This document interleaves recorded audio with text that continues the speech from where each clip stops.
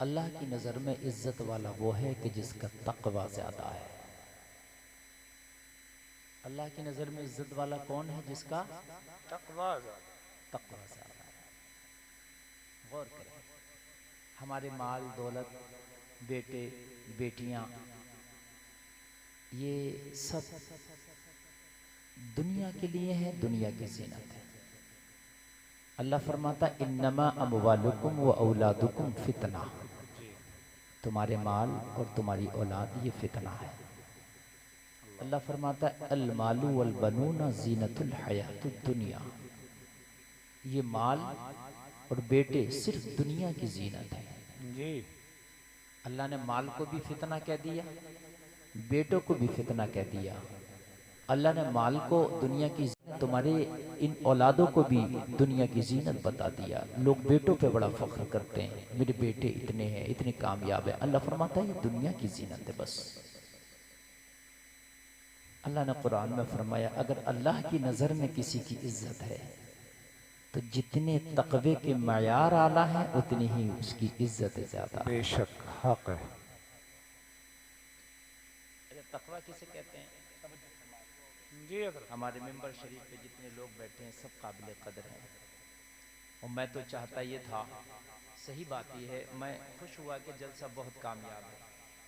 अगर आप लोग मुझे माफ़ कर देते, मेरी ज़ियारत हो गई, मैं आ गया था, और मेरे भाई ये जो रह गए ना ये पढ़ लेते और मैं खाली दुआ कर लेता, तब भी बड़ा अच्छा रहता। मैं खुश था, मगर ये आप लोग छोड़ने वाले नहीं है, मुझे पता है। चाहे थोड़ा ही बुलवाएं, लेकिन बुलवाएंगे तो इसलिए भाई बोलना मजबूरी है। तकवा, तवज्जो करें आगे से लेके पीछे, बड़ी काम की बातें दो चार बता दूं मैं। अल्लाह की नजर में इज्जत उसी की है जिसका तकवा अच्छा है। बेशक। क्या अच्छा है?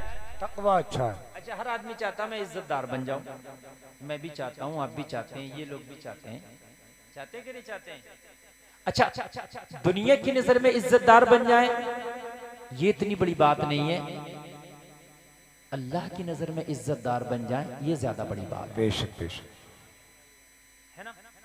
कभी कभी अल्लाह की नजर में जो इज्जतदार होते दुनिया उनको जलील करने की कोशिश करती है जी। हालांकि वो जलील होते नहीं उसके करने से, लेकिन कोशिश करती है। ये तारीख आपने पढ़ी होगी और सुना होगा, हमेशा रहा है। लेकिन अल्लाह की नजर में जो इज्जत वाला हो गया, खुदा की कसम उसी की जिंदगी है, जिंदगी उसी की है, उसी के मजे हैं, दुनिया में भी और मरने के बाद कब्र में मजे उसी के। अब ये मत सोचना कि अमीर लोग तकवे वाले नहीं हो सकते, अमीर भी हो सकते हैं, गरीब भी हो सकते हैं। तकवा, जब तकवा इख्तियार करके हम अल्लाह के महबूब हो सकते हैं, उसकी नजर में इज्जत वाले हो सकते हैं, तो क्यों ना फिर तकवा ही इख्तियार कर लें जी। ये बात है कि नहीं है भाई? अगर हम आपसे ये कहें कि ये काम करके आपको नौकरी मिल जाएगी तो आप वही काम करेंगे। मैं आपसे कहूं कि भाई ये काम करके आप सेहतमंद हो जाएंगे तो आप वही काम करेंगे। बात है कि नहीं है? मैं आपसे कहूं कि भाई आप ये चीज खाना छोड़ दें, आप बीमारी से दूर हो जाएंगे, आप छोड़ देंगे। तो अल्लाह फरमाता है कि तकवा इख्तियार कर लो, मेरे नजदीक इज्जत वाले हो जाओगे। बेशक। तो क्यों ना सब कुछ छोड़कर तकवा इख्तियार करें यार। बात समझ में आ रही है कि नहीं आ रही है? अच्छा, आप ये मत सोच लेना यार ये मौलवी लोग तकवे की बात करते हैं, नेकियों की बात करते हैं, यार ये दुनिया के तरक्की का जमाना, यार माल की बात करो। तो तकवा माल से नहीं रोकता।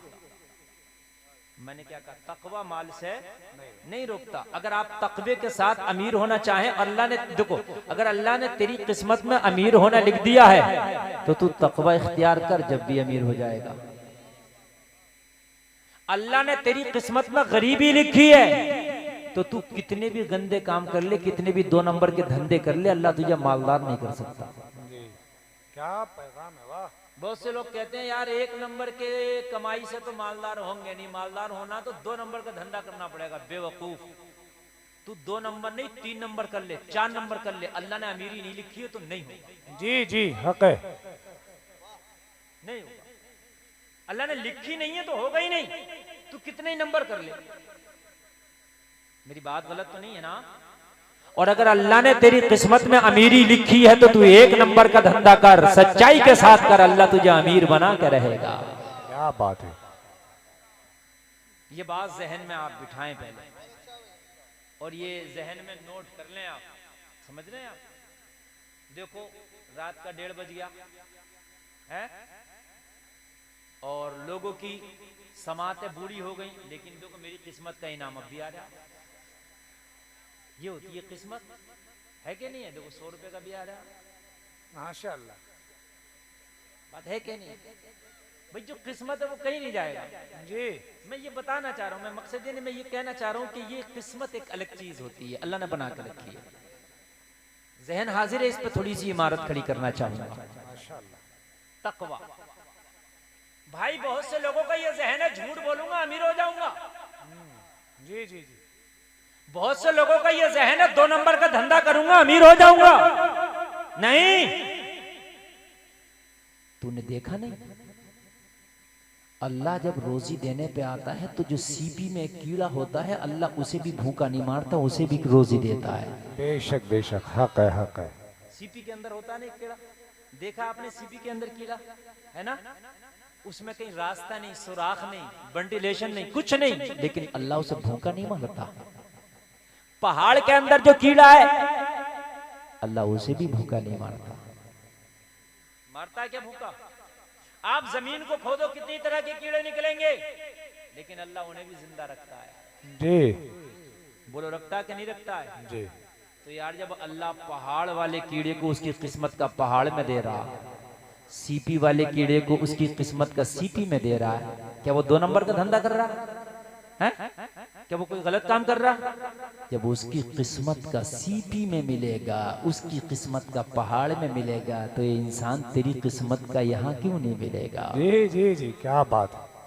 ये चीज जब तुमने जहन में रख ली, या अल्लाह जब मेरी किस्मत का मिलकर रहेगा कोई रोक सकता नहीं, तो फिर मेरे मौला मैं हराम काम क्यों करूं, मैंने तो हलाल के जरिए कमाना है। और अल्लाह ने वादे कर लिए हैं, जितना तुम्हारी किस्मत का अल्लाह दे कर रहेगा। ये तो आपने सोचना है कि भाई मैंने जो है हराम के जरिए से कमाना ही नहीं है।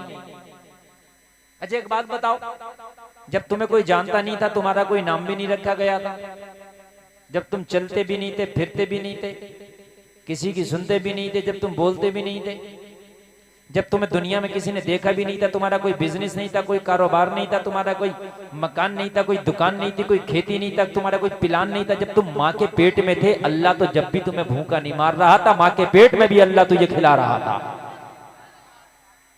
आप डॉक्टर से पूछना बच्चा माँ के पेट में कुछ खाता कि नहीं खाता, तो डॉक्टर कहेगा खाता। बच्चा को ग़िज़ा मिलती है माँ के जरिए से। बात समझ में आ रही है?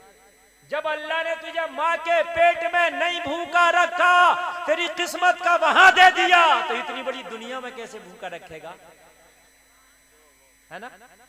लेकिन फिर भी यार हमने ईमान बड़े कमजोर कर लिए, और हम क्या आ गए, 2 नंबर पे आ गए।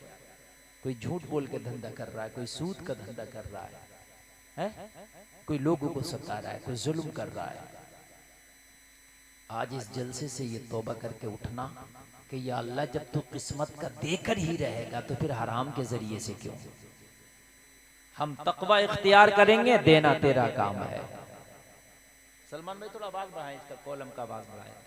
हम तकवा इख्तियार करेंगे, देना तेरा काम है। आप गुनाहगार बन जाओ, आप तो जितना चाहे बुरे काम कर लो, लेकिन मिलेगा उतना ही जितना अल्लाह ने किस्मत में लिख दिया है। कितने ही बुरे काम कर लो और आप नेकियां करने लगो, तब भी इतना ही मिलेगा जितना अल्लाह ने किस्मत में लिख दिया है। नहीं, आप हलाल तरीके से कमाओ तब भी उतना ही मिलेगा, हराम तरीके से कमाओ तब भी उतना ही मिलेगा। लेकिन ये आपको इरादा करना है कि हमने कमाना किस तरह से है। हमने देखा है कि गली के अंदर दुकान है, बिल्कुल गली में अंदर, लेकिन उसके यहाँ ग्राहक इतने नंबर लग रहे हैं। हमने देखा मेन रोड पे दुकान है, मक्खी मार रहा है।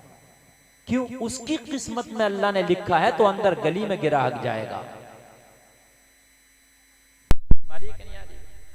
अगर आपकी किस्मत में अल्लाह ने ज्यादा लिख दिया है तो सुनो, कारोबार आप कोई भी कर लो, करना पड़ेगा कारोबार। अगर ज्यादा लिखा है तो कारोबार छोटा भी होगा, मिलेगा ज्यादा। हाँ, कभी कभी देखा गया कि छोले भटूरे की दुकान पर नंबर नहीं आ रहे हैं, चाय की दुकान पर नंबर नहीं आ रहा है। बात है कि नहीं? आदमी कहते हैं यार ये इतना बड़ा काम कर रहा है इसलिए अमीर है। अगर ये काम कोई और भी कर लेगा तब भी अल्लाह इसे इतना ही देगा, क्योंकि ये काम के ऊपर नहीं, किस्मत के ऊपर दिया जा रहा है। बेशक बेशक। बात समझ रहे कि नहीं समझ रहे हैं आप? लेकिन हमने दूसरों को देखा तो हम बुरे कामों पे आ गए। लोगों